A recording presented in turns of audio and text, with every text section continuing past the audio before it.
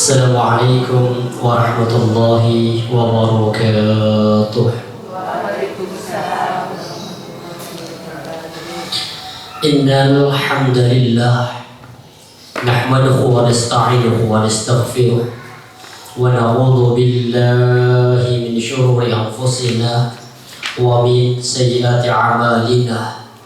May yahdihillahu fala mudilla lahu wa may yudlil fala hadiya lahu.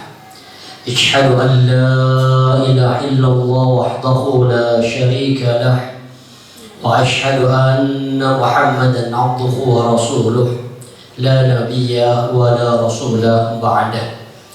Allahumma salli wa sallim wa barik wa kallim ala nabiyyina Muhammadin wa ala alihi wa ashabihi wa man tabi'ahum bi ihsanin ila yaumiddin.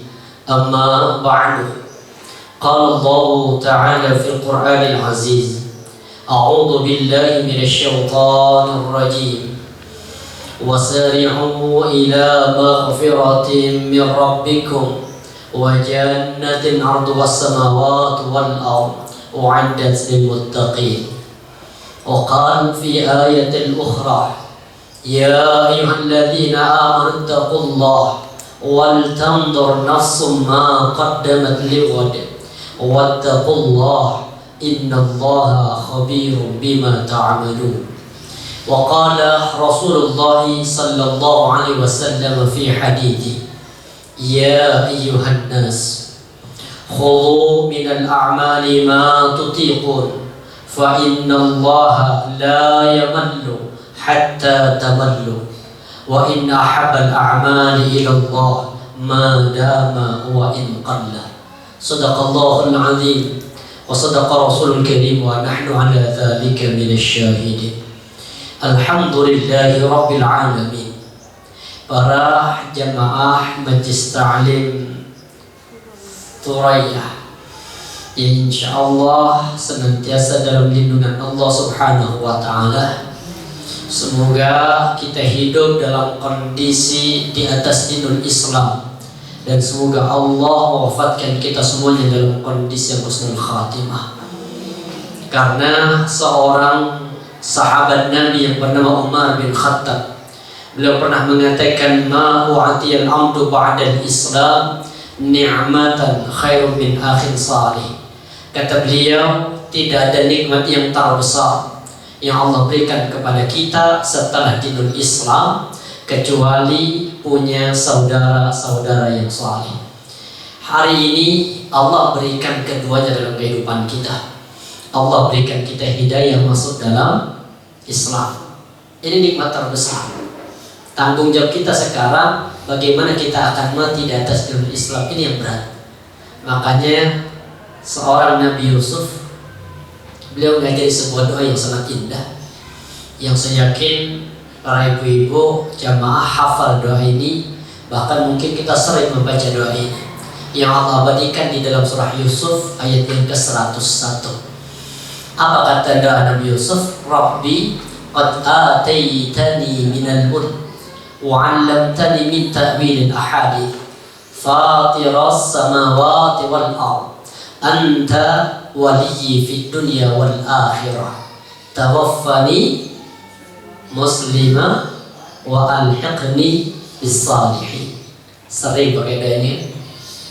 Tawaffani muslima, ya Allah wafatkan aku dalam kondisi muslim.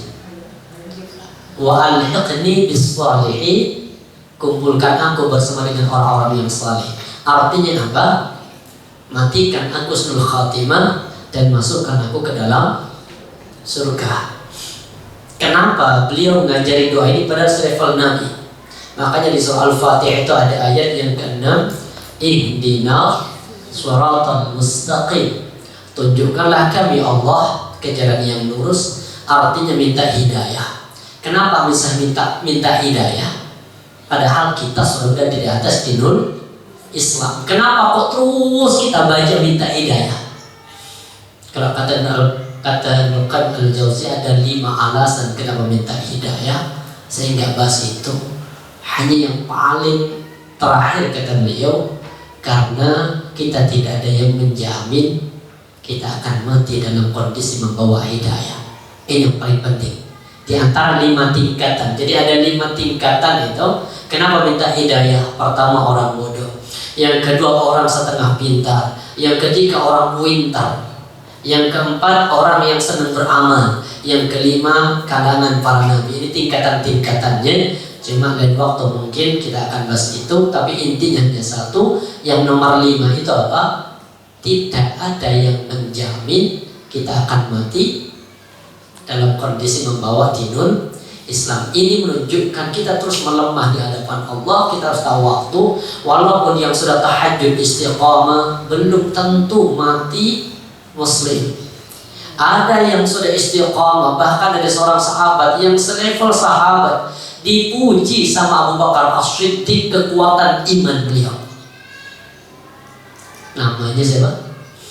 Yang akhirnya murtad ketika memerangi Musailamah Al-Kadzdzab. Ada yang ingat kisah ini? Siapa nama sahabat itu? Sama Abu Bakar itu dipuji kekuatan imannya. Sampai dipilih sama Abu Bakar untuk menjadi delegasi dakwah. Namanya delegasi dakwah berarti kan orang apa ini? Orang pilihan. Kecuali kalau hanya delegasi perang, siapapun bisa berangkat. Tapi kalau delegasi dakwah dipilih punya kekuatan iman.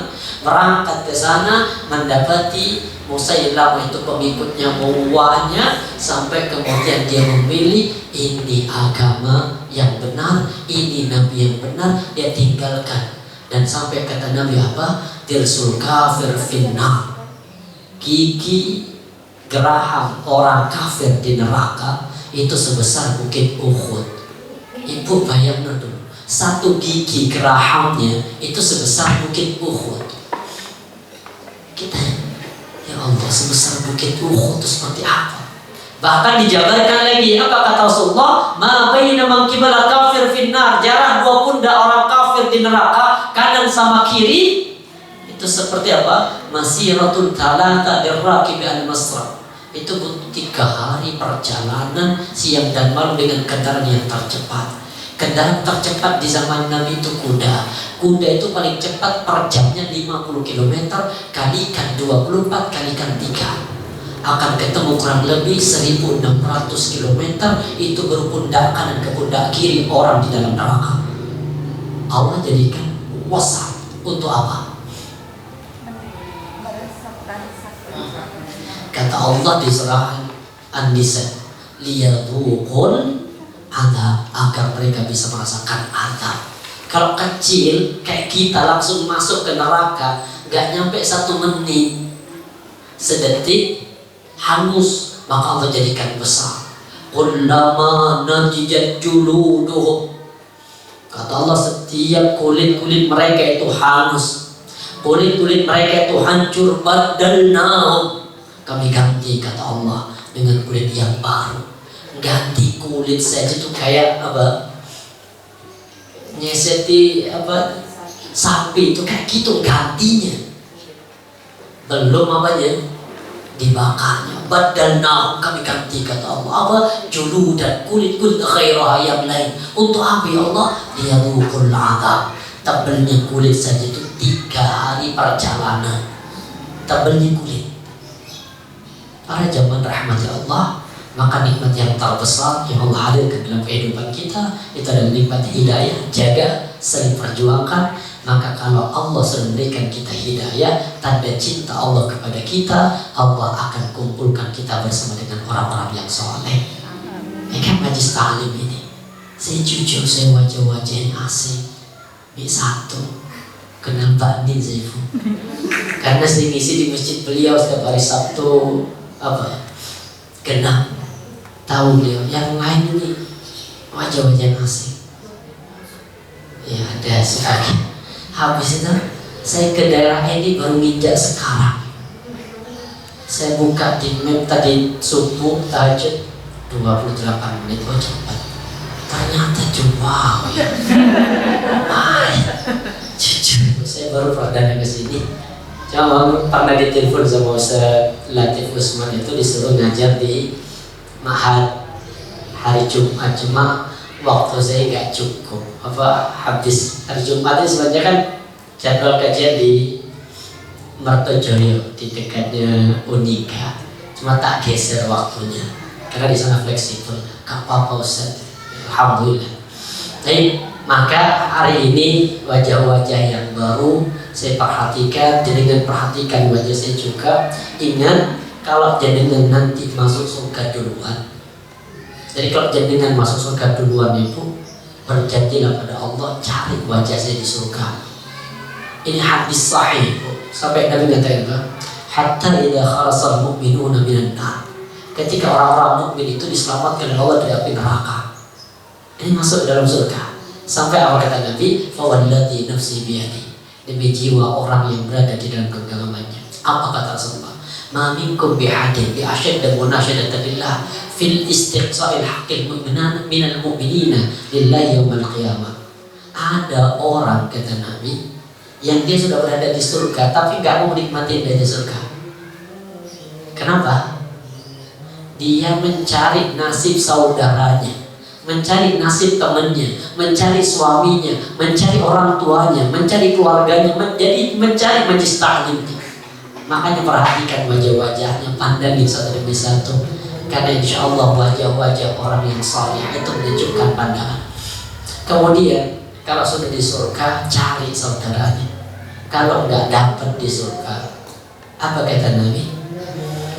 Yaqulun, mereka berkata, Rabbana wa Tuhan kami kanu yasumuna ma'ana. Syaratnya penuhi, sama-sama puasa, wa yusallun, sama-sama sholat, wa yahujjun, sama-sama haji bagi yang haji.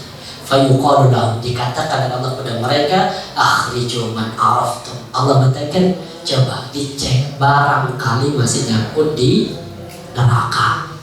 Allah katakan, akhriju man araftum, keluarkan siapa yang kau kenal di neraka, masukkan dia ke dalam surga. Ini indahnya kalau bersaudara karena Allah. Makanya jaga persaudaraan ini. Setiap ketemu salaman, kalimat yang keluar orang apa? Doakan aku. Jadi assalamualaikum, saya doakan aku. Nanti ketika ta'lim selesai salaman, doakan aku. Kenapa? Bisa jadi di antara lisan-lisan saudara kita itu ada yang tajam, doanya tembus sampai ke langit yang ketujuh. Kenapa? Karena kita nggak tahu. Makanya kata Umar bin Khattab, beliau mengatakan Allah itu menyembunyikan 6 perkara di antara 6 perkara. Salah satunya disembunyikan kata man awliya fima bainan nas. Allah menyembunyikan siapa para wali-walinya di antara para manusia. Kita nggak tahu, bisa jadi di antara ibu ada yang jadi wali, cuma Allah tutupi. Karena Allah tutupi, maka hari ini kita masih menjadi wali murid. Tapi para jamaah rahmati Allah, tema kita hari ini kita akan membahas apa judulnya tadi? Semangat hijrah pasca pandemi. Kita akan bahas ini sebentar. Kita bahas dulu pandemi. Apa sih pandemi? Kita sering dengar kalimat apa? Wabah. Wabah itu bukan hanya sekarang. Di zaman Nabi ada wabah. Di zaman Khalifah Umar bin Khattab ada wabah. Namanya beda-beda disesuaikan. Cuma di zaman itu disebut dengan ta'un. Nama ta'unnya nanti sesuai dengan di mana dia akan muncul. Di zaman Khalifah Umar bin Khattab, ketika berhasil menaklukkan Mesir, di Mesir itu ada wabah ta'un, namanya ta'un Amwas. Kenapa kok dikatakan Amwas? Karena ta'un itu munculnya di daerah Amwas. Makanya kemudian sampai meninggalnya sahabat Nabi yang salah satu paling dicintai, salah satunya adalah siapa? Mu'adz bin Jabal. Mu'adz bin Jabal itu meninggal gara-gara COVID kalau bahasa kita. Iya, meninggal gara-gara itu. Setelah itu diganti sama gubernurnya, diganti siapa? Mesir. Masih ingat sejarah ini? Diganti sama orang. Namanya siapa? Coba. Barangkali masih ingat. Masyhur dia. Namanya Amr bin As. Ketika Amr bin As mengganti khalifah atau gubernur sebelumnya karena kena wabah, ada dua gubernur yang kena wabah itu. Pertama Abdullah bin Ruwahah, ini gubernur aslinya. Saat itu meninggal karena wabah. Yang kedua diganti sama Mu'adz bin Jabal, sama meninggal juga karena wabah. Naiklah yang ketiga namanya Amr bin As. Apa kebijakan beliau? Ini kebijakan yang ditentang versi kita saja. Apa? Kata beliau, tajambalu fil jibal. Silahkan kalian menyebarlah ke gunung-gunung, jauhilah kerumunan, tinggallah kerumunan, jauhlah ke gunung-gunung. Maka para sahabat lari ke gunung-gunung, menyempit dulu sampai pada akhirnya Allah mengangkat Ta'un itu. Makanya disebut dengan Ta'un Abbas. Suatu ketika Aisyah bertanya di hadis Sahih Al-Bukhari dan juga Imam Ahmad. Suatu ketika beliau berkata begini, ya Rasulullah, tanya, salat Aisyah tentang apa? Akhbaraha anin ta'un. Kata Aisyah, ya Rasul, ta'un itu apa sih?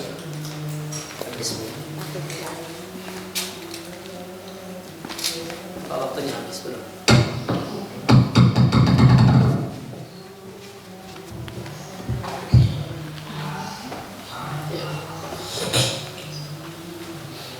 Apa kata Aisyah itu? Ya annaha salat Rasulullah sallallahu alaihi wasallam 'an ta'un fa akhbara an-nabi sallallahu alaihi wasallam.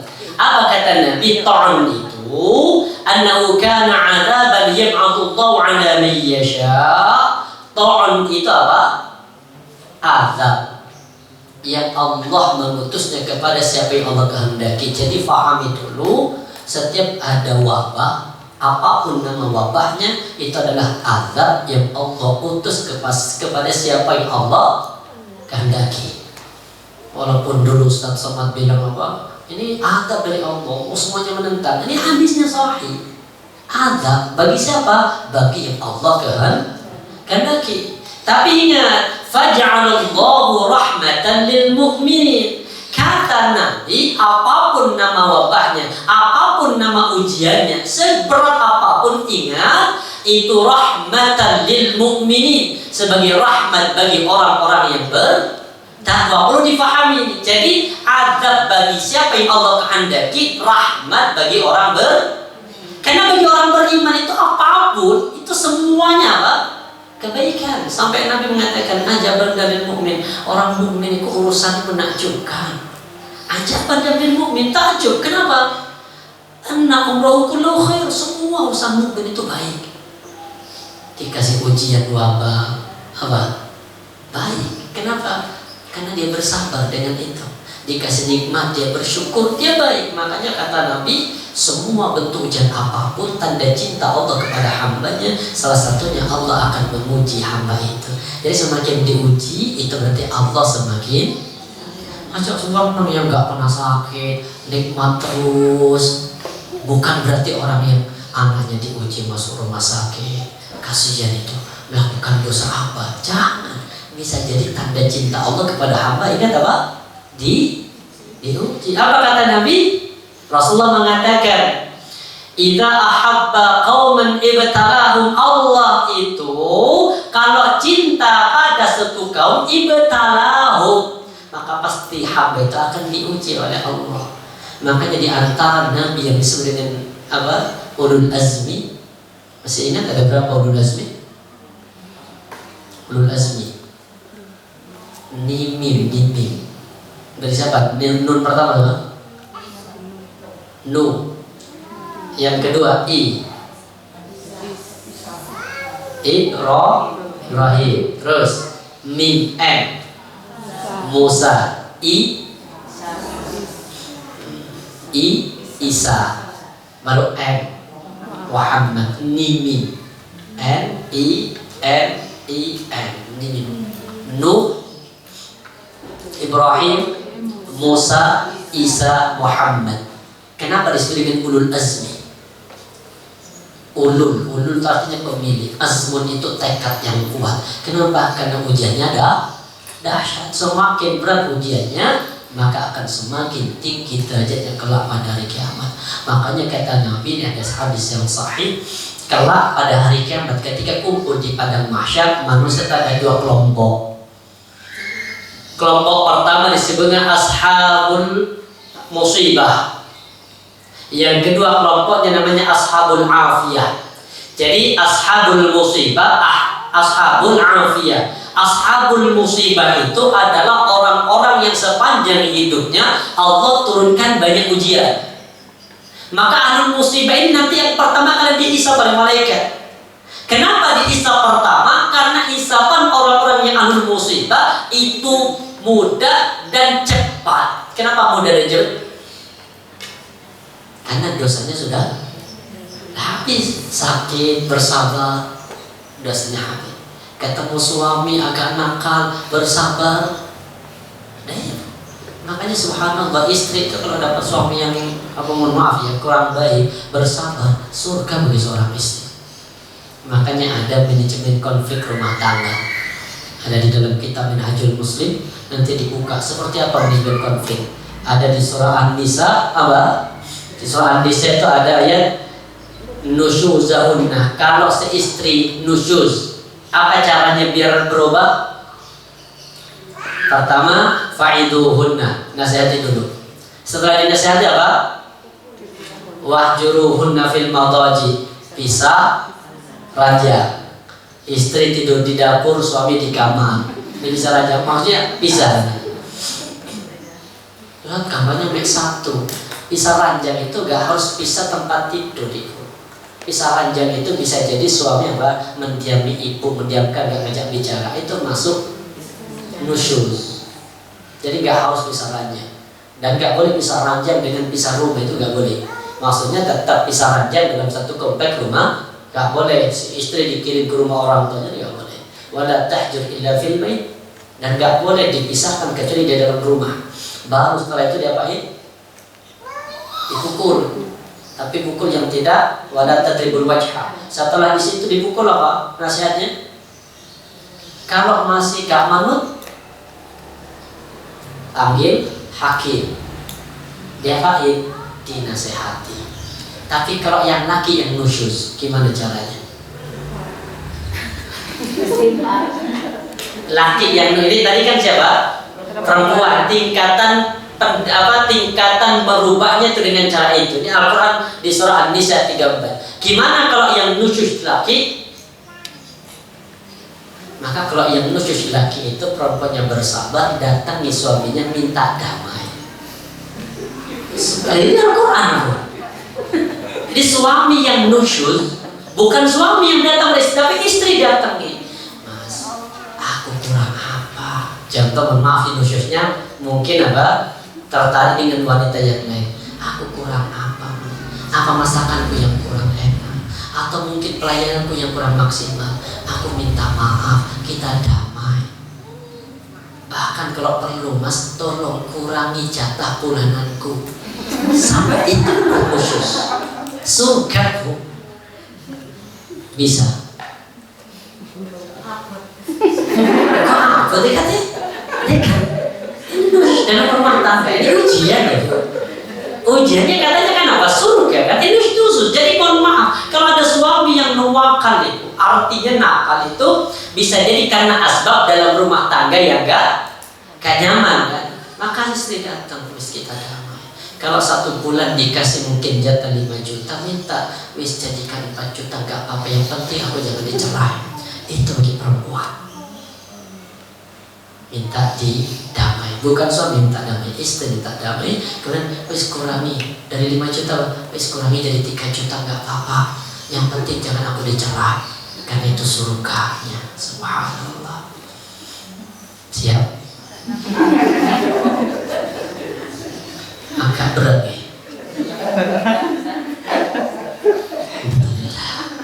Yang namanya berat itu karena dapat balasannya surga itu. Mungkin kalau ringan itu mohon maaf, bukan surga balasannya. Makanya wabah itu kan berat. Siapa yang bersabar, kata Nabi, lihat, ini kan rahmat bagi siapa? Orang beriman. Falaisa min 'abdin yaqa'u ta'un, kalau ada seorang hamba yang terkena ta'un, fayamkutu fi baladi sabir, dia tetap tinggal di negaranya. Ya namanu yusibu illa ma kataballahu lah. Dia sadar gak mungkin akan terjadi satu musibah kecuali apa yang telah Allah tentukan kepadanya. Illa kana lahu mithlu ajri syahidin, maka pahalanya seperti mati syahid. Ya kan? Kita kan kena ta'un di Indonesia.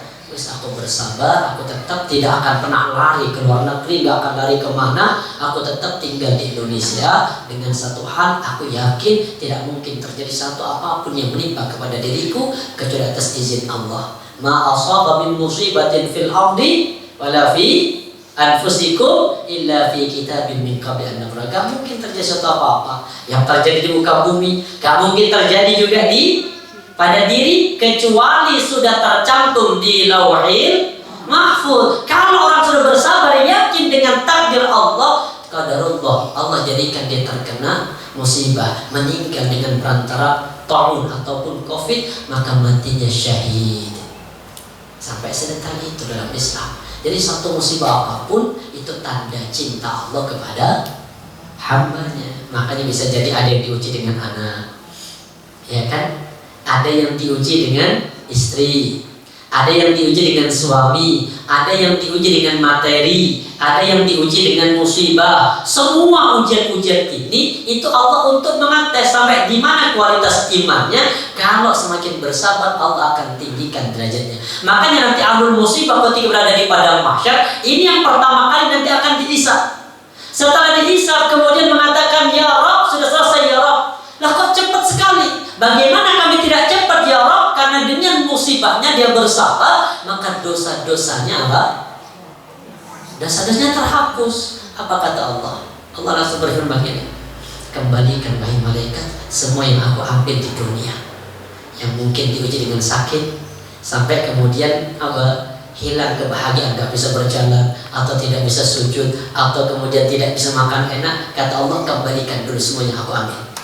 Setelah dikembalikan, kemudian apa? Berikan dia surga derajat yang tertinggi. Sampai orang itu berkata apa?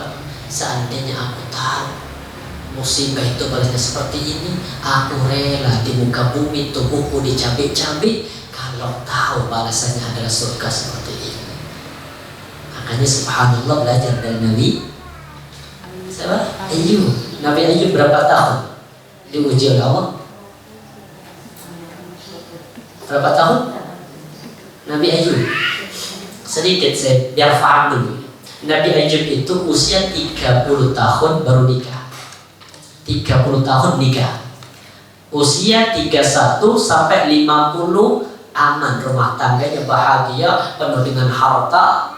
Kemudian punya anak 12. Dalam waktu 20 tahun punya anak 12. Ibu punya anak berapa? Ada yang 20 tahun menikah belum? Sudah. Berapa putranya? 3. Jauh dari Nabi Ayub itu. 12. Anaknya laki-laki semua. Masuk di usia 50 tahun, 51 masuk diuji pertama Nabi Ayub. Syaitan ingin mengetahui ini Ayub itu bersabar itu karena belum diuji. Ujian pertama apa?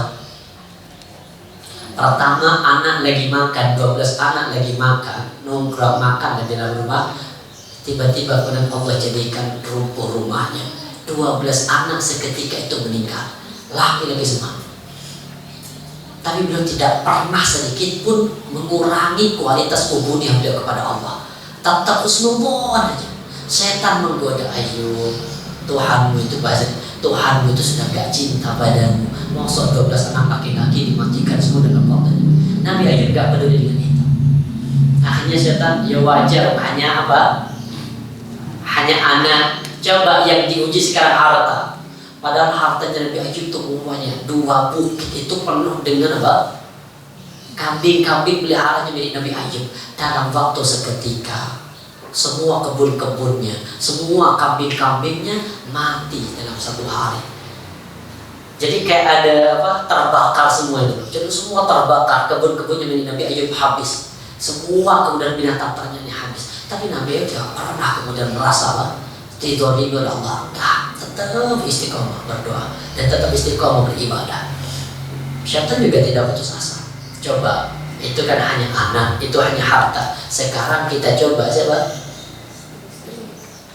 Dirinya. Jadi orang sakit itu kan pasti apa? Bertahap kan, gatal dulu, nanti makin lama makin terus nanya. Nabi Ayub seketika, jadi tubuhnya langsung penuh dengan penyakit, gatal-gatal. Dan orang memahami apa? Kusta ya. Apa namanya? Kusta ya. Kalau penyakit ini. Kudis.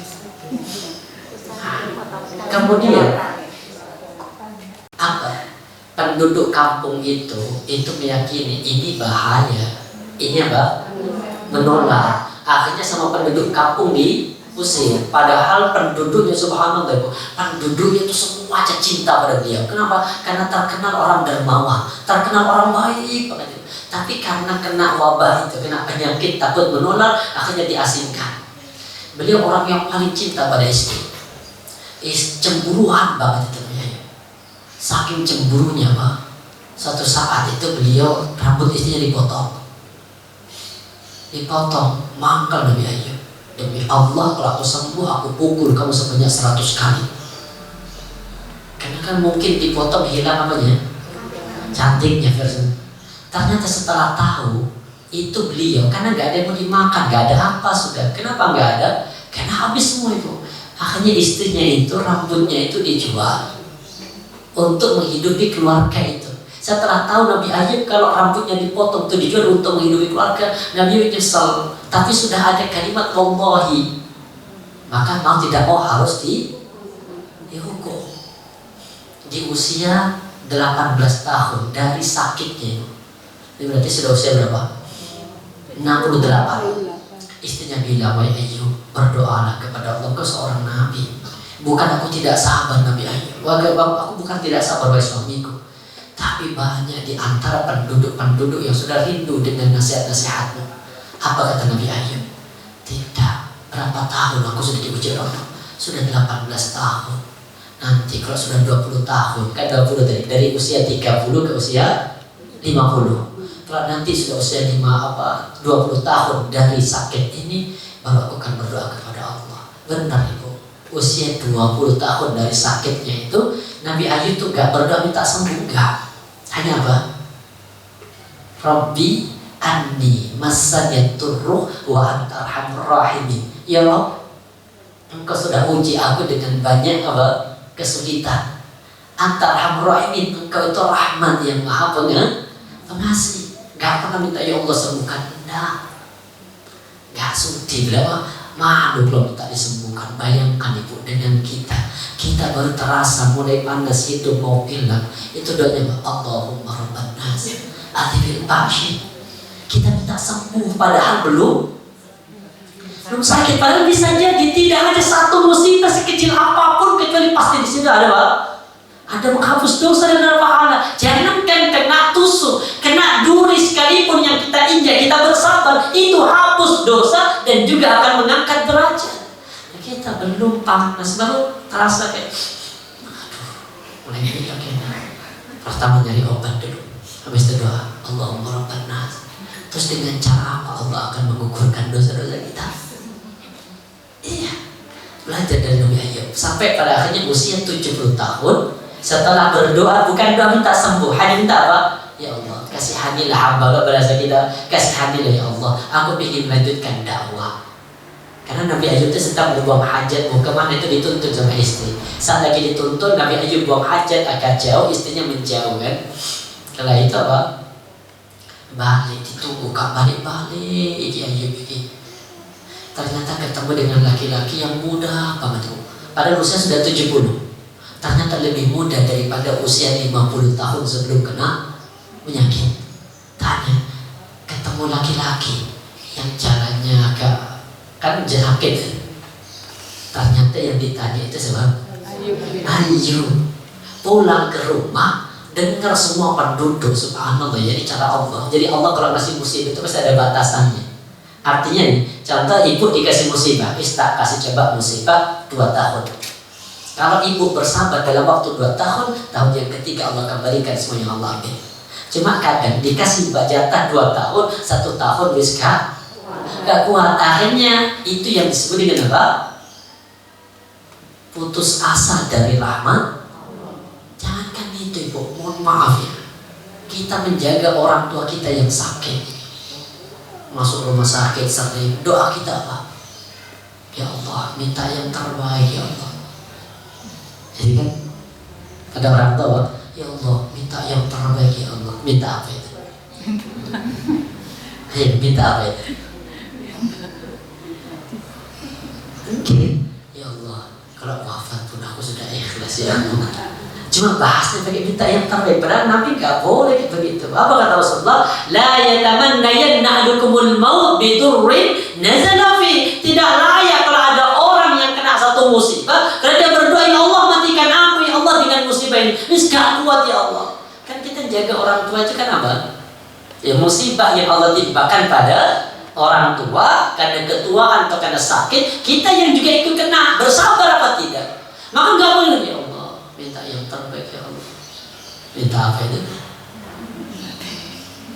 Makanya diajari sama Nabi, gimana? Allahumma ahyini in kanatil hayatu khairan. Itu doa. Ya Allah, hidupkan aku ya Allah jika dengan hidupnya bertambah kebaikan.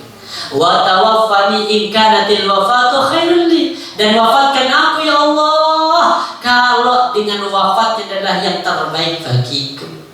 Nabi Ayyub subhanallah sembuh baru dalam waktu sehari. Semua penduduk kampung yang dulu berbuat baik, yang Nabi Ayyub berbuat baik, datang berbondong-bondong. Ada yang bawa sapi, ada yang bawa kambing, ada yang ngasih kebunnya. Dalam waktu 1 hari, harta Nabi Ayyub yang habis, Allah jadikan 2 kali lipat kembali dikasih sama penduduk satu kampung. Yang kedua, dalam waktu setelah hamil 12 anak lahir meninggal semua, Allah jadikan istrinya hamil, dan setiap hamil itu kembar sampai 12 kali hamil. Allah kembalikan 2 kali lipat, jadi punya anak 22 anak. Kalau apa? Iya 24 ya. Kalau bersahabat benar 24 anak itu. Jadi subhanallah, ternyata satu musibah pun, pandemi ini ada hikmah, ada rahmat bagi orang-orang yang beriman. Apa tanda rahmat bagi orang yang beriman? Salah satunya yang dulu jarang kumpul dengan keluarga, pandemi kumpul dengan keluarga. Yang dulu minta tanggal merah semua, Allah kasihkan tanggal merah semua. Ternyata tanggal merah semua jenuh juga. Benar. Yang ketiga juga apa hikmahnya? Kita hanya dituntut untuk menjadi seorang guru yang selama ini hanya komentar tentang, ya apa sih guru ini kok gak becus, anak saya kok pulang nangis, anak ini. Hanya baru disuruh jadi guru dari anaknya sendiri.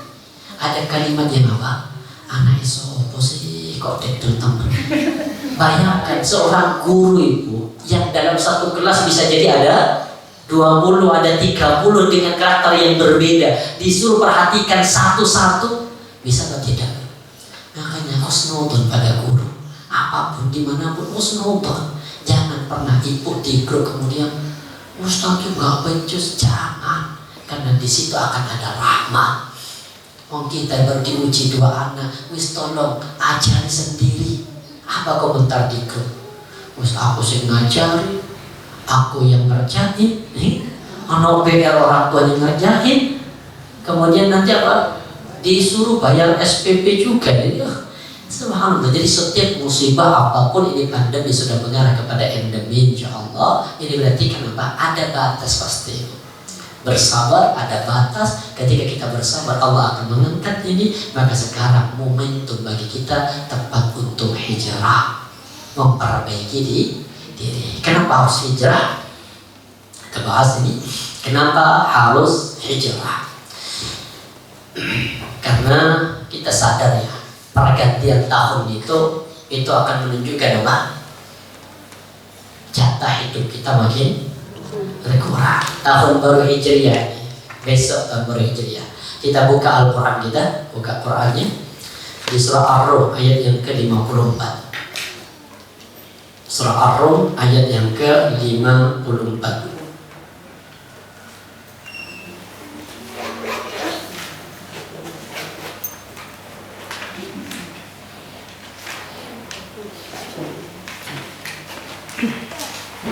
terakhir. Sudah? Surah Ar-Rum ayat yang ke-54 ketemu? Allah berfirman di itu, a'udzu billahi minasyaitonir rajim. Allahul ladzi khalaqakum min dha'fin. Dialah Allah yang menciptakan kalian min dha'fin, dalam kondisi dhaif, lemah. Kapan kita lemah? Kapan kita lemah itu? Bayi. Jadi lahir dalam kondisi dha'fin. Dha'fin itu banyak versinya. Di surah Yasin Allah katakan begini, wallahu akhrajakum min butuni ummahatikum la ta'lamuna syai'a. Dan Allah yang mengeluarkan kalian dari rahim seorang ibu, la ta'lamuna syai'a, kalian dalam kondisi nggak tahu apa-apa, lemah, dha'fin, kita lemah ini Bu. Bahkan kita bodoh. Di mana tanda bodohnya? La ta'lamuna syai'a, lahir tidak tahu apa-apa. Karena lahir dalam kondisi lemah, tidak tahu apa-apa, maka Allah jadikan manusia sebagai khalifah. Allah berikan bekal manusia dengan bekal yang sama. Apa bekal manusia? Wa ja'ala lakumus sam'a. Ini bekal pertama. Apa? Pendengaran. Ini pertama. Kenapa pendengaran pertama yang Allah sebut?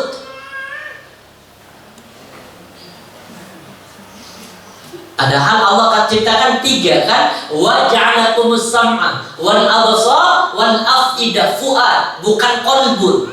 Beda qalbun dengan fuad. Kalau qalbun itu masih bisa bolak-balik, qalbun. Makanya disebut dengan iqlab. Iqlab itu apa? Membalik dan iqlab. Makanya disebut ya muqallibal qulub, tsabbit qalbi ala dinik. Tapi yang disebut oleh Allah pertama disebut apa? Pendengaran, penglihatan, bukan qalbun lagi, tapi disebut dengan afidah, fuad. Fuad itu artinya mata hati. Apa kalau bahasa kita mata hati? Lubuk hati yang paling dalam. Iya, lubuk hati terdalam itu namanya fuad. Kita bahas sebentar. Jadi lahir manusia dalam kondisi apa? Lemah. Tanda lemahnya apa? La ta'lamuna syai'a, gak tahu apa-apa. Maka Allah berikan bekal. Bekal pertama asam. Kenapa Allah jadikan asam pertama kali disebut oleh Allah? Karena pendengaran ini yang pertama kali berfungsi. Kapan pendengaran berfungsi? Dari janin. Usia berapa janin bisa mendengar? Usia berapa?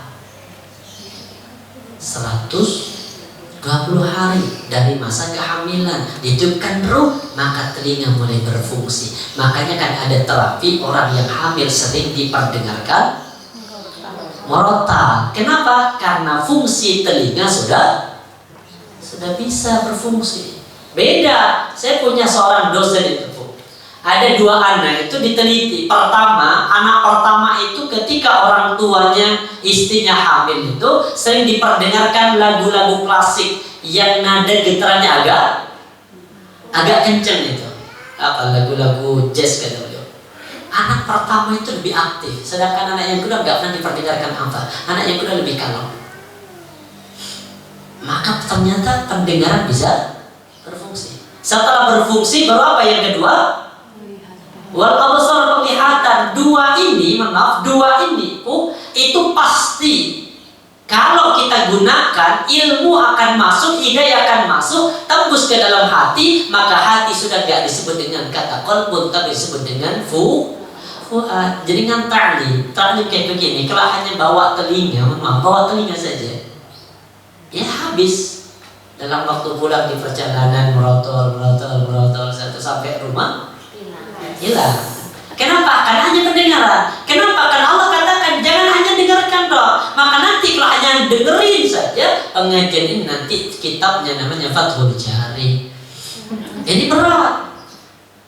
Dalam kata siapa? Jari ustadzku ini gak akan ketemu sumbernya. Makanya diminta oleh Allah, wal soal penglihatan gunakan, bawa Quranmu. Kalau ngaji kitab, bawa kitabnya. Ini loh, dalam kitab ini dikatakan ini hadisnya, ini dalilnya, ini pendapat ulamanya, ambil. Kalau sudah yakin, tembus ke hati, maka dengan kata fuad. Kalau masih bingung, yang benar yang mana sih? Ya kan?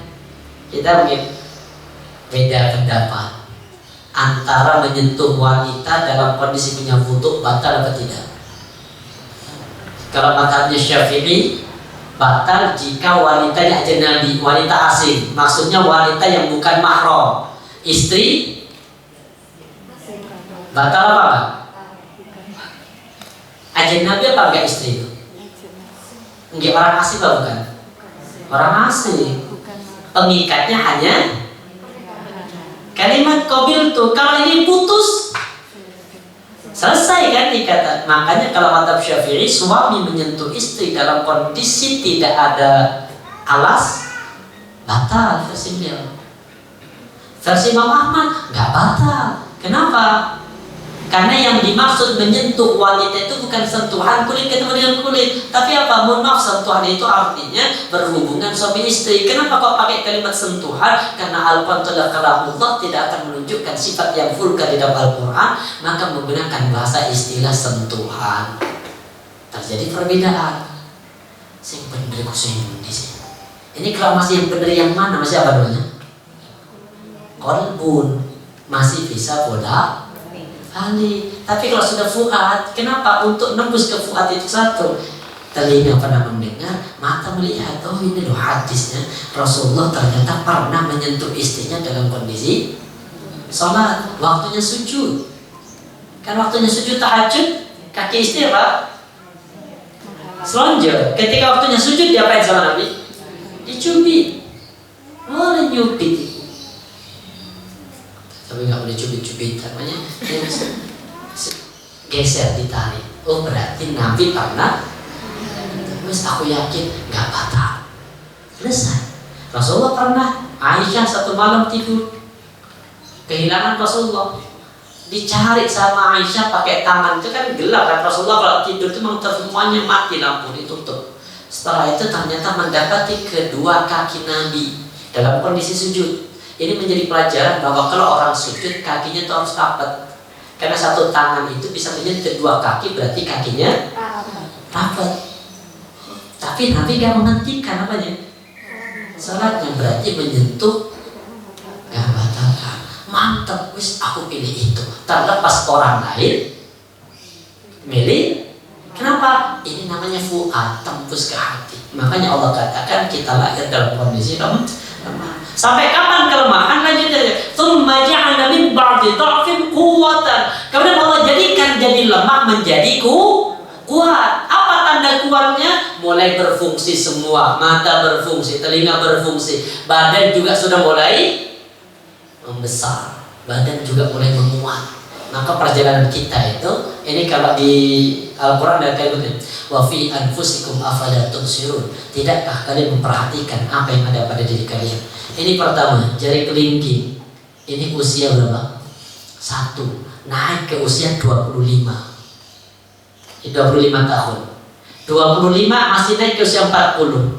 Puncak di kehidupan kita tidak angka 40. Jadi kekuatan orang itu puncaknya di sini. Kekuatan itu artinya bukan hanya kuat fisiknya, tapi apa? Kesempurnaan orang di umur 40. Makanya kenapa Nabi tidak diangkat dari Nabi di usia 25? Kenapa Allah memilih di usia 40? Karena usia 40 itu adalah usia menuju kematangan, matang cara berpikir orang pada usia 40. Kalau di usia 25 diangkat jadi Nabi, ada musuh sedikit tinggal, ya Allah, hancurkan musuh ini. Nanti ada yang gak senang, ya Allah, hancurkan musuh ini. Kalau kayak begitu, Ibu, berarti kan cara berpikirnya belum.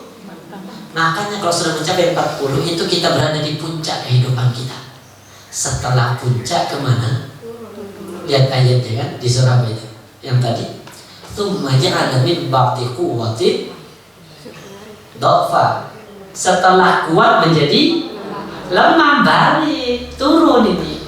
Jadi usia 40 tahun mulai turun kita. Apa mulai turun? Pertama, kekuatan kita sudah mulai melemah. Yang kedua, daya ingat juga sudah mulai melemah. Kemudian fisik juga sudah mulai melemah. Konsumsi kita dengan makanan juga sudah mulai berkurang. Ini menunjukkan bahwa pergantian tahun ini menunjukkan jatah hidup kita sudah semakin berkurang.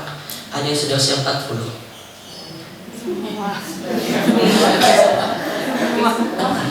Berarti kalau sudah 40 itu adalah Allah sudah berikan itu umur yang panjang.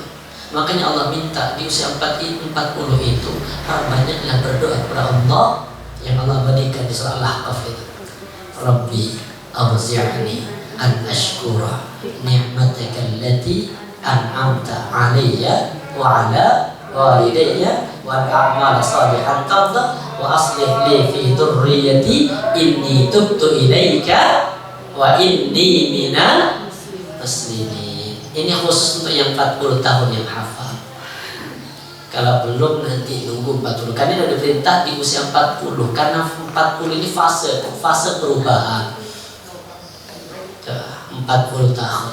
Setelah kuat menjadi lemah, terus turun. Ini dari 40 ke 50 turun. Dari 50 ke 60 anjlok ini. Turunnya jelas. Kemudian dari 60 itu biasanya akan seperti bayi kembali. Jadi kalau kita ngerawat orang yang sudah usia 60 ke atas, ya kayak kita ngerawat bayi. Dimasain begini Kak cocok marah. Iya. Kemudian ngerasain ya. Yang tinggal di perut mertua indah, ngerawat mertuanya, ya sabar kayak gitu. Kenapa? Karena wasyaibah, mulai tumbuh ubah itu tanda bahwa kita mulai menua. Dan ketika menua, tidak lagi tujuan yang bisa diraih, kecuali akan kembali lagi sifatnya seperti bayi. Merasakan? Saya dulu ketika masih tinggal di perut mertua indah, ya saya rasakan ibu. Anak kadang saya belum dimandiin marah, tapi marahnya sambil bawa anak dimandiin. Iya, versi kita kan masih apa? Sebentar lah, kurang malam. Habis itu kadang pakai popok kita lepas, taruh dulu popoknya di luar, nanti mau dibuang. Lah enggak, ini anak tahu kamar mandi, popok ini diambil, kan lebih enak kan ambil, masukin, gak usah mobil, mari kan versi kita. Tapi kita sudah sadar, kenapa? Ia berjalan ke haji. Benar itu. Anak pas kumpul kan banyak anaknya mbak, hari Minggu itu kan kumpul semua itu. Terus kumpul, ya Allah, wah panjang. Wah ini namanya kenapa? Kan jualan, kondisi lelah, anak guyon, lari-lari, tambah emosi kan. Tapi pas gak ada anak, bingung, nangis, kata ini sih. Sudah kita pahami, menjelaskan begitu. Makanya Allah katakan di apa? Kita ini berjalan pergantian tahun ini menunjukkan bahwa jatah hidup kita akan semakin berkurang. Terus pertanyaannya, apa yang sudah kita persiapkan? Masihkah kita akan seperti ini terus? Kita tidak hijrah. Belajarlah dari seorang sahabat Nabi yang bernama Ibnu Mas'ud. Beliau mengatakan begini, "Ma nadamtu ala syai'in nadami ala yaumin kharabat syamsuhu wa naqasat li wa lam yazid amali." Kata beliau, kata Ibnu Mas'ud, aku tidak pernah menyesali terhadap apa-apa yang aku pernah alami. Yang mungkin bisnis gagal, aku gak pernah menyesali itu. Yang mungkin punya usaha gagal, aku gak pernah menyesali itu. Yang pernah membangun rumah tangga kemudian gagal, aku gak pernah menyesali itu. Tapi kata beliau, aku menyesali satu hal apa? Idza gharabat syamsuhu, ketika matahari itu sudah berada di sebelah barat. Wa naqasa ajli, artinya gharabat syamsu itu maksudnya satu hari telah berlalu. Wa naqasa ajli, umurku sudah berkurang satu hari. Wa lam yazid amali, tetapi amalku tidak bertambah. Ini penyesalan terbesar. Bayangkan nih, berapa kali hari berlalu tanpa ada tambahan amal dan tambahan iman. Makanya kata sahabat Ali bin Abi Thalib, "Man kana yambu khairan min amsi fa huwa rabi." Barang siapa yang hari ini lebih baik pada hari yang kemarin, maka mereka adalah orang-orang yang beruntung. Tapi kadang hari ini lurus, anteng, besok turun. Kenapa? Alasannya apa? Al-imanu yazidu. Iman itu kan naik turun, Ustaz. Iya, sadar naik turun. Cuma yang jadi masalah panjang turunnya 2-3 tingkat. 1 minggu kalau kita bagi 1 hari 2 hari, kita subhanallah alim banget, berbakti banget pada suami. Tapi kadang hari ketiga 4, 5, 6, 7 lain lagi manusia itu. Makanya sahabat Ibnu Abbas mengatakan, Ibnu Mas'ud apa? Tidak pernah aku sesali dalam kehidupanku ini hanya satu, ketika matahari terbenam di barat tapi amalku tidak bertambah, ini penyesalan terbesar.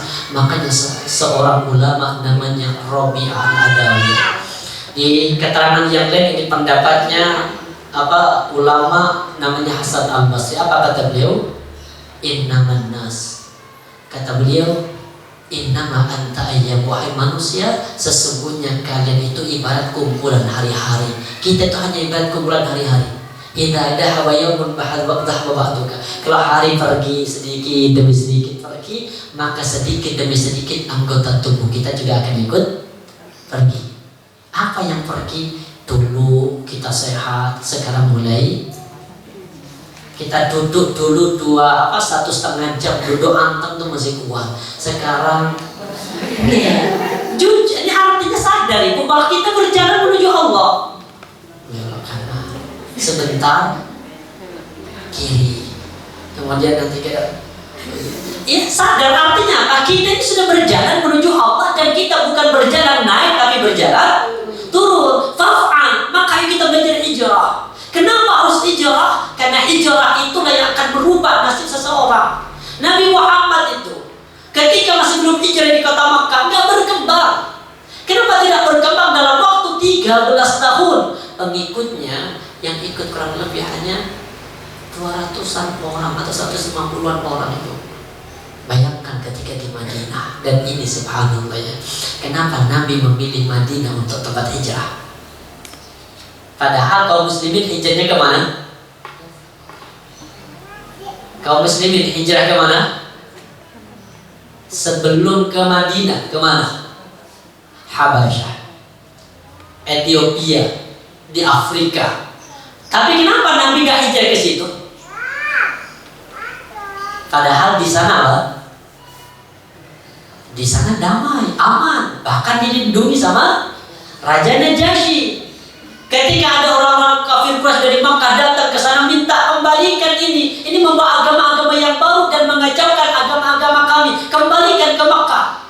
Ketika ditanya, apa agamamu, apa ajaranmu? Kata Raja Habasyah, ini benar, ini sama dengan agama yang aku anut. Beliau menganut agama Nasrani. Agama Nasrani dengan Islam kan sumbernya sama-sama agama samawi. Ini kalau benar, ini pasti apa? Satu jalur, benar itu. Akhirnya nggak diusir. Tapi kenapa Nabi nggak mengikuti hijrah ke Habasyah? Kenapa kok ke Madinah? Ada yang bisa jawab? Kenapa ke Madinah? Ya. Kenapa ke Madinah itu? Subhanallah, di sini ibrahnya itu. Ternyata di Habasyah itu Islam gak berkembang. Kenapa gak berkembang? Karena penduduknya gak mau mengikuti Islam. Hanya memang Islam dilindungi itu saja. Kalau Nabi nanti hijrah ke sana, ya pancet hanya untuk mempertahankan akidah. Padahal Nabi hijrah itu tujuannya Rasulullah tugas Nabi apa? Tabligh, dakwah kan. Doanya Nabi Ibrahim, masih ingat ketika selesai membangun Ka'bah. Ini ada pintu Ka'bah, ini ada Hajar Aswad. Disebut apa tengah-tengahnya ini? Multazam. Nabi Ibrahim kan nempelkan tangan kanan sama pipi kanan nempel ke dinding. Kalau sekarang sulit ini, karena kondisi ramai. Nabi Ibrahim kan baru bangun, memang berdua saja. Nempelkan pipi kanan sama tangan kanan, terus berdoa, Rabbana wab'ath fihim rasulam minhum yatlu alaihim ayatika wa yu'allimuhumul kitaba wal hikmata wa yuzakkihim. Yu'allimuhum itu berarti kan apa? Tabligh, ngajarkan. Nabi Ibrahim kalau dia dakwah ke Habasyah aman, akidahnya aman, bisa jadi mati tetap dalam kondisi membawa dinul Islam. Tapi kan gak berkembang, rugi. Maka dipilihlah ke, kenapa kok Madinah? Nabi ngutus dulu seorang sahabat 1 tahun sebelum Nabi hijrah ke Madinah. Siapa diutus? Sejarah ibu sampai mana pembahasan sejarah? Jadi kenapa Nabi kok memilih Madinah? Karena sebelumnya Nabi 1 tahun sebelumnya di peristiwa Baiatul Aqabah pertama itu Nabi mengutus sosok sahabat yang mirip dengan Nabi, punya kelemah lembutan, dakwahnya halus, namanya siapa? Yang mirip wajahnya dengan Nabi. Orang terpandang di kota Makkah saat masih kafir, bahkan setiap berjalan itu parfumnya 50 meter. Setelah beliau berjalan, parfumnya masih tercium, menunjukkan orang kaya itu. Bahkan ketika beliau keluar, wanita-wanita yang belum menikah itu banyak yang baris. Untuk apa? Agar dijadikan, dipersunting jadi sebagai seorang istri orang kaya. Namanya Mus'ab bin Umair. Diutus ke Madinah. Ternyata di Madinah beliau berdakwah dalam waktu 1 tahun sudah berhasil mengislamkan kurang lebih 70-an orang. Makanya di peristiwa Baitul Aqabah yang kedua sudah diikuti ada 75 orang.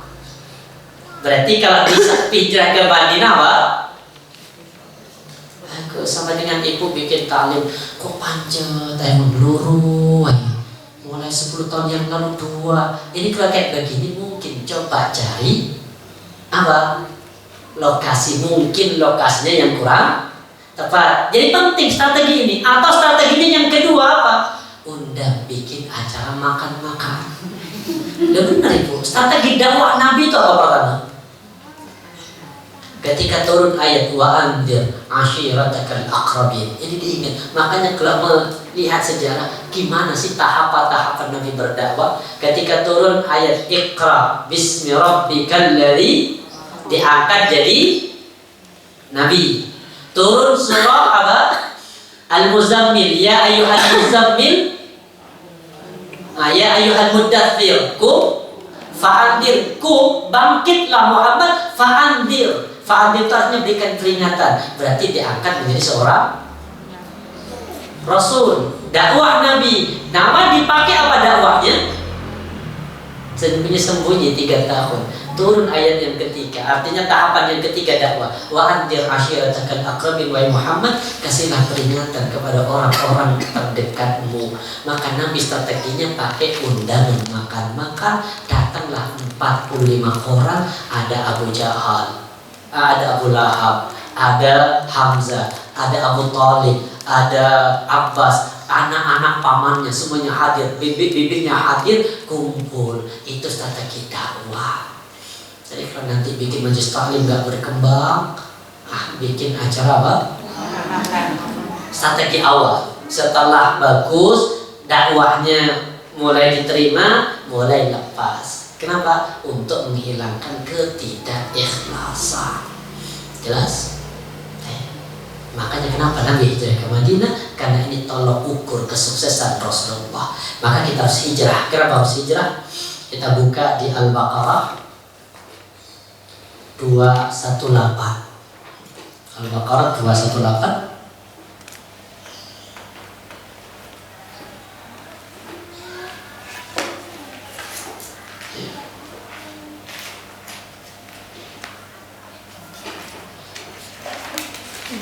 Ketemu?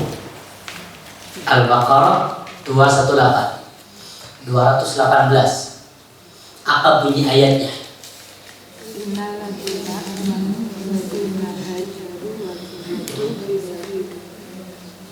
Innal ladzina amanu, sesungguhnya orang-orang yang mereka beriman, walladzina hajaru, dan mereka orang-orang yang hijrah, wajahadu fi sabilillah, dan mereka lah orang-orang yang berjihad di jalan Allah. Apa ketamaannya? Ulaika yarjuna rahmatallah. Maka orang yang hijrah ini sarana untuk mendapatkan rahmat Allah. Apa hijrah? Hijrah makani, tempat, pindah tempat, sudah gak usung. Artinya apa? Karena di seluruh negara ada kaum muslimin, pindahnya hanya kalau mungkin. Contoh di luar negeri, hidup dia sendiri muslim, Tidak bisa menunaikan ibadah dengan sempurna. Gak ada masjid, gak ada tempat untuk berjamaah, tidak ada Jumatan. Makanya wajib hijrah. Hijrah ke mana? Hijrah ke lokasi yang memang di sekitarnya ada banyak muslim. Ini hijrah. Makanya kalau orang sudah hijrah itu dipuji oleh Allah. Salah satunya mereka akan mendapatkan rahmat Allah. Sekarang yang kita bisa lakukan hijrah dari mana kita? Dari mana kita hijrah? Ya, pertama kita bercepat. Gak cukup ternyata waktunya. Kata Nabi, al-muslimu man salimal muslimuna min lisani wa yadi. Orang muslim itu siapa? Yang selamat dari azab. Yang menyelamatkan orang muslim yang lainnya dari lisannya dan tangannya. Orang muslim, kita dikatakan muslim itu kalau kita mampu menyelamatkan orang muslim lain tidak tersakiti oleh tangan kita dan ucapan kita. Di zaman Nabi ada seorang wanita itu, ini subhanallah masyhur banget hadisnya. Bahkan ini perempuannya sangat masyhur. Apa kata sahabat? Datang sahabat, ya Rasulullah, inna fulana, kami punya tetangga ya Rasul, seorang wanita. Ini wanita itu. Kenapa wanita jadi contoh? Karena tabiat wanita nanti di sini. Iya. Apa kata beliau? Taqumul lail, wanita yang ya Allah ya Rasul kalau sholat malamnya panjang banget ya Rasul. Wa tasumun nahar, seneng puasa Ramadan, puasa di bulan di siang hari ya Rasul. Artinya Ramadannya terpenuhi, puasa-puasa sunnah juga dijaga. Wa taf'al, perempuan ini terkenal dengan banyak amal solehnya. Wa tasaddaq, perempuan juga terkenal dengan banyak sedekahnya. Ahli sholat malam, ahli puasa, ahli amal saleh, ahli sedekah. Ini versi kita kan wah, sempurna banget. Tapi ternyata apa yang terjadi? Nah, kata sahabat apa? Wa tu'dhi jiraniha bilisani. Gak ada tetangga yang selamat dari lisannya ya Rasul. Oh, punya lisan yang pedes, senang komentari, ikut komentar masalah ini, gak nanti masalahnya ikut komentar. Status orang, apa sih punya status komentar? Makanya jangan selalu melihat status orang. Iya, kenapa? Karena kadang akan kita nanti, mohon maaf ya, kita akan ikut permasalahan orang yang kita nggak tahu sumbernya. Sampai Nabi berkata apa? Idza takallama alamna, kalau ada seorang hamba ngomong bi kalimatin, dengan satu perkataan, bi kalimatin ma yatabayyanu bih, kalimat yang terlontar dari lisan kita dengar dari orang. Kemudian apa? Dia nggak tabayun pada orang itu benar apa tidak? Kata Nabi apa? Yahwi biha fi jahannam apa anda mau dan masjidil maut. Maka Allah akan menjerumuskan dia ke dalam neraka jahannam sejauh timur dan barat. Baru satu kata. Bayangkan ada berapa kata per hari yang kadang kita komentar tapi kita nggak pernah tabayun kepada orang lain. Berat yang urusannya. Makanya Nabi mengatakan apa? Ayo hijrah. Al muslimu man salimal muslimuna min lisanihi wa yadihi. Yang apa kata Rasulullah tadi? Si perempuan ini masuk mana? La khaira fiha, enggak punya kebaikan sama sekali. Tahajudnya kemana? Puasanya kemana? Kemudian apalagi amal solehnya kemana? Sedekahnya kemana? Hangus. Kenapa hangus? Karena tidak mampu menjaga lisan. Makanya sampai Allah katakan di surah Al-Furqan itu, ayat yang ke-23 Allah katakan begini, wa qadimna ila ma'amilu min amalin faj'alnahu hawa'an manthura. Kami kata Allah akan kumpulkan semua amal-amal manusia kelak pada hari kiamat, ternyata pahalanya seperti debu yang berterbangan. Maksudnya apa? Kami terima. Apa asbabnya? Ada banyak hal asbab. Salah satunya nomor satu kata Nabi, al-ishtighal bi uyubil khalqi. Orang yang pahalanya akan hangus pada hari kiamat adalah orang yang sibuk dengan aib orang lain. Hijrah, jaga diri, jaga lisan, jaga pergaulan. Bagaimana cara hijrah ini? Hijrah pertama dari jahiliyah menuju ke ilmiah atau Islam. Yang dulu kita masih percaya tradisi, ada tradisi jahiliyah apa yang biasa kita lakukan dulu? Jahiliyah biasanya, kalau saya masih kecil dulu jahil banget sih. Salah satunya kalau terjadi gerhana, maka pohon-pohon di rumah itu tak pukulin. Ayo bangun, berbuah. Itu saya rasakan ya. Jahil ternyata kita. Artinya apa? Perbuatan dikatakan dia itu adalah perbuatan yang tidak punya landasan ilmu. Sekarang berubah menuju kepada Islamiyah. Islam itu apa? Dikatakan Muslim itu ketika dia punya ilmu dan beramal dengan ilmunya. Makanya Allah katakan di surah Al-Fatihah, Siratal ladzina an'amta 'alaihim ghairil maghdubi 'alaihim waladdallin. Ada berapa kelompok manusia di situ? Di Al-Fatihah terakhir ada berapa manusia? Ada berapa kelompok? Ada 3. Pertama apa? An'amta, orang yang dikasih nikmat. Allah jelaskan di surah An-Nisa nanti. Ulaika alladzina an'ama Allah 'alaihim minan nabiyyin wasiddiqin wasyuhada wassalih wa hasuna ulaika rafiqa. Orang yang dikasih nikmat itu adalah orang beriman yang punya ilmu dan beramal dengan ilmunya. Itu orang beriman. Ada namanya ad-dhalin, tersesat. Siapa tersesat? Siapa orang yang tersesat? Nasrani. Kenapa orang Nasrani dikatakan tersesat? Senang amal tapi nggak punya ilmu. Jadi kalau ada di antara kita senang beramal tapi amal nggak punya landasan ilmu, banyak yang tersesatkan. Ada namanya al-maghdub. Siapa al-maghdub?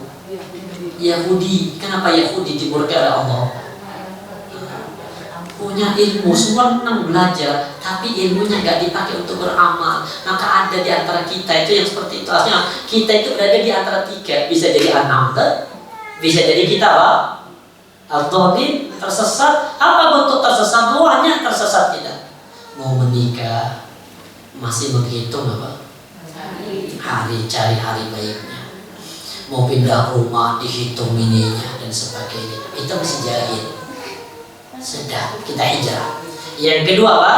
Dari kufur menuju kepada iman. Ini hijrah. Yang ketiga dari syirik kepada tauhid. Syirik itu banyak. Salah satu yang paling berat itu Rasulullah Allah berfirman begini, man asyraka ma'i syarikan fi amalin fa'alimahu li syarikihi.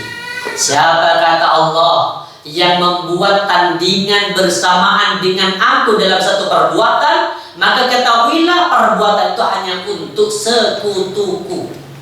Seperti gini, info silaturahim.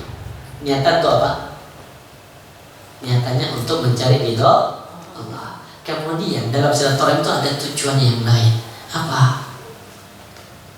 Kasihan Ustaz, temen ini, kasihan saudara saya tuh udah miskin, kemudian ini saya kalau nggak kasihan nggak berangkat. Berarti hanya dapat apa? Dapat kasihan, nggak akan dapat pahala. Kenapa? Karena menggandengkan antara Allah dengan manusia. Sampai turun surah Az-Zumar ayat yang ketiga. Lain waktu saya bahas itu. Salah satunya asbabnya begini. Ada seorang sahabat, ya Rasul, saya sedekah. Satu, untuk mencari ridho Allah. Tapi cek juga dapat pujian manusia. Ini ngomong, ya Rasul, atasaddaqu ibtigha wajhillah, saya sedekah hanya untuk mencari ridho Allah. Wa tana'in nas, plus juga agar dapat pujian manusia. Maka Allah turunkan surah ini. Az-Zumar ayat yang ke-3. Artinya kalau ibadah cukup hanya kepada Allah, jangan digandeng dengan yang ini yang masih banyak. Tujuan dengan taklim bismillah karena untuk mencari ridho Allah, menuntut ilmu. Terlepas nanti di tempat itu ada makan, ada kue, ada apa, jangan punya tujuan karena itu. Banyak kisah terkait dengan hijrah dan waktu saya akan bahas. Barangkali ada pertanyaan, saya mau geser. Saya mau ditanyakan. Jelas ya?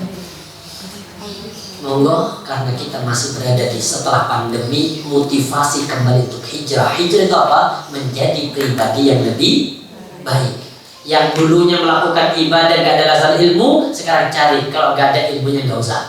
Makanya kalau gak ada dalil gak usah. Karena sahabat Ali bin Abi Thalib mengatakan di antara ciri orang bertakwa ada 4 ciri bertakwa. Yang nomor 2 kata beliau, al-amalu bit-tanzil. Orang bertakwa itu hanya mau beramal dengan apa yang telah diturunkan Allah kepadanya.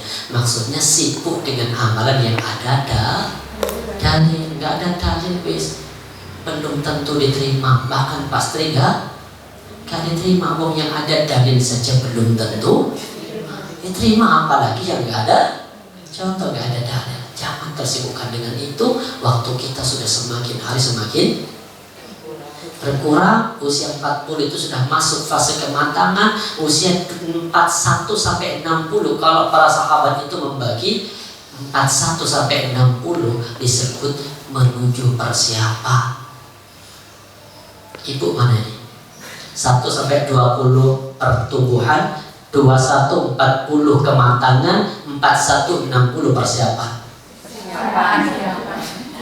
Nah, kalau persiapan gak ada lagi tujuan dunia yang pengen fokus hijrah untuk menjadi pribadi yang lebih baik. Semoga Allah berikan lewat momentum Muharram ini, Allah jadikan kita pribadi-pribadi yang semakin hari semakin baik, semakin beribadah. Moga mungkin ada yang bertanya. Assalamualaikum warahmatullahi wabarakatuh. Waalaikumsalam warahmatullahi wabarakatuh. Maaf, Pak Ustadz, ini tentang puasa. Iya. Puasa sunnah. Di kajian pernah saya, kalau Rasulullah itu nggak ada makanan dilanjutkan dengan puasa. Iya. Yang kedua, umpamanya ada orang yang sakit memang tidak boleh mengurangi makanan karbohidrat, apa itu Pak Ustadz? Iya. Umpamanya caranya begini, enggak apa-apa daripada makan hanya makan minum atau apa, sekalian dilanjutkan puasa sunnah, dan itu dilakukan setiap hari. Itu gimana Pak Ustadz? Namanya dalam 1 minggu itu setiap hari gitu ada, tapi ada jeda waktu untuk dia tidak puasa. Itu termasuk tanpa ilmu apa ngikutin yang itu tadi Pak Ustadz? Iya, Rasulullah itu pernah ada 2 kejadian. Pernah ketika Aisyah sudah masak, kemudian ngajak sarapan pada Nabi. Apa kata Rasulullah? Aku puasa.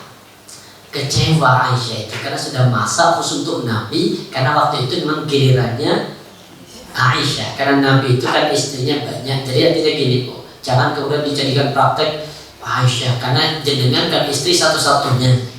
Kalau Nabi itu kan apa? Bisa jadi pas di gilirannya Aisyah kan senang dapat giliran suami di rumah masak, kok qadarullah kemudian suami kondisi puasa. Istri itu kecewa, sudah masak ya Rasul. Apa kata Nabi?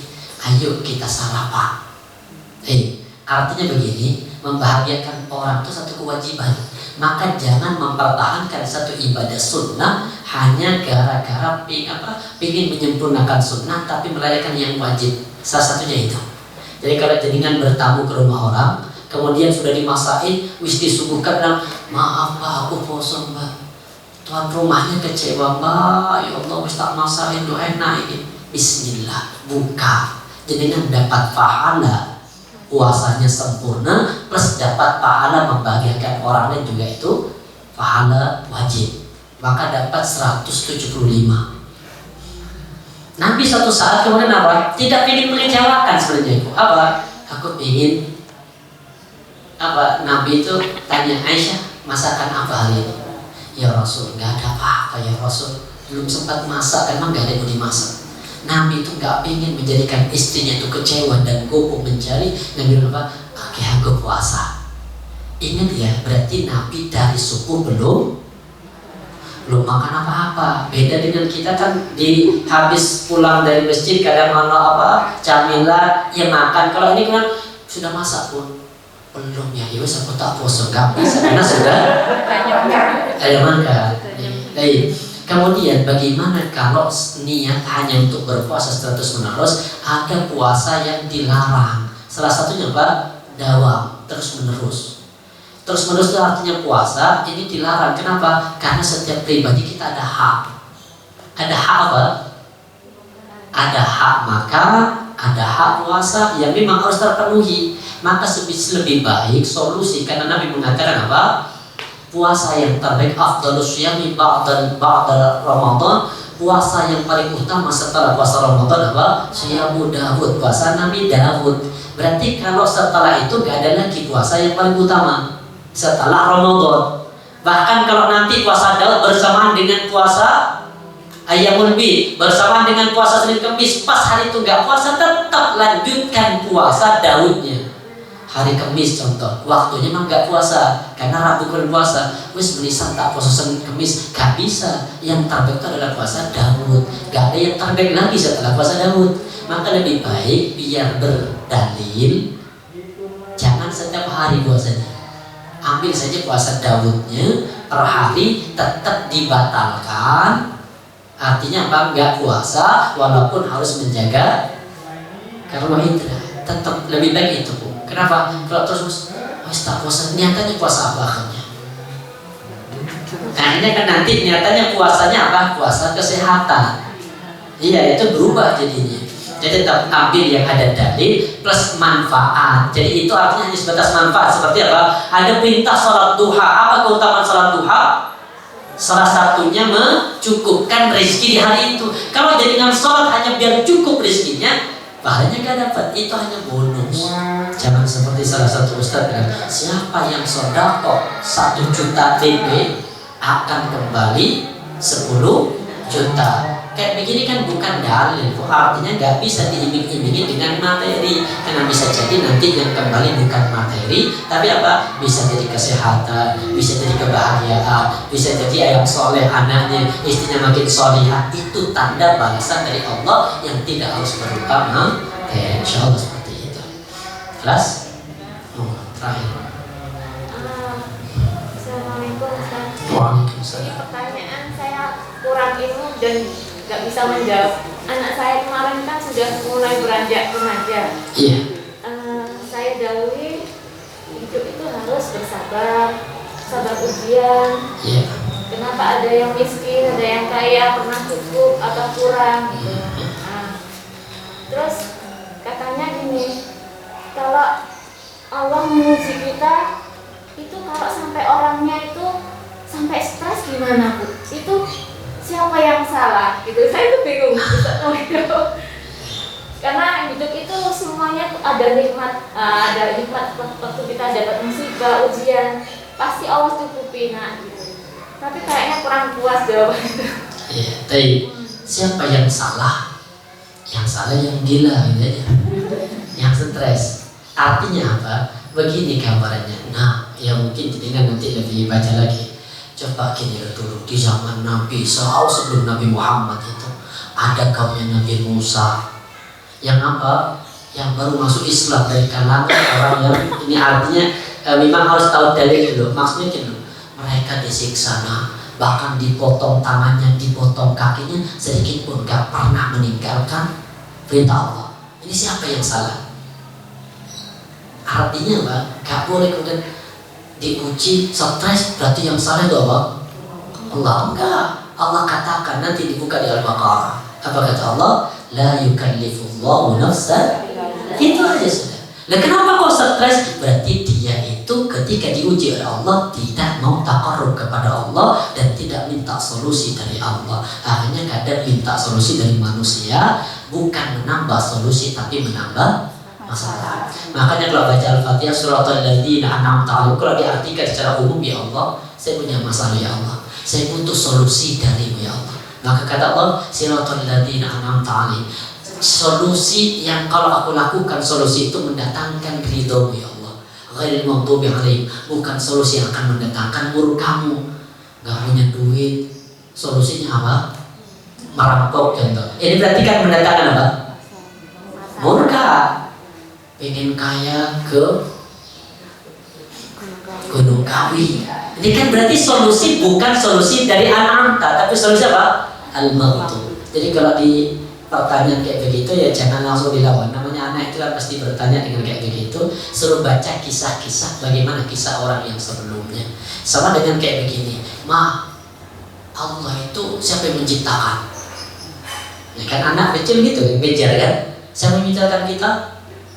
Allah. Yang menciptakan Allah siapa? Ya kan pertanyaan kayak gitu pasti. Kenapa Allah tidak kelihatan? Terus mau jawab gimana? Iya. Kenapa? Karena masih kecil, jadi nggak bisa diajak berpikir. Kenapa Allah nggak kelihatan? Nggak usah jauh-jauh. Ajak ke pinggir pantai. Tuh lihat pantai. Ini luas nih pantai. Coba di seberang sana itu kelihatan apa enggak? Enggak, kenapa enggak kelihatan? Kenapa enggak kelihatan? Karena mata kita melihat tidak. Padahal, mohon maaf ya, ini kita berdiri di pinggir pantai, ini pantainya, sebelah sini kan otomatis apa? Secara zahir kita pasti kelihatan kan? Ini posisi lebih tinggi. Mungkin ada bangunan yang lebih tinggi dari posisi apa? Posisi laut. Kita berdiri di sini di posisi yang juga lebih tinggi. Tapi kenapa seberang sana nggak kelihatan? Karena mata kita terlalu.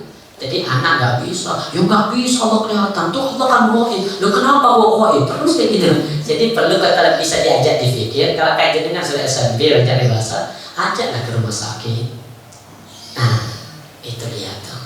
Ternyata buahnya orang kaya, tapi nggak bisa ngapa-ngapain. Jadi semua ujiannya berbeda-beda.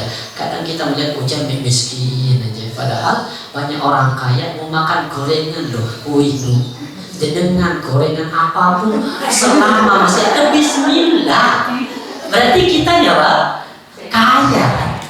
Insyaallah. Subhanakallah bihamdika asyhadu an la ilaha illa anta astaghfiruka wa atubu ilaik. Assalamualaikum warahmatullahi wabarakatuh.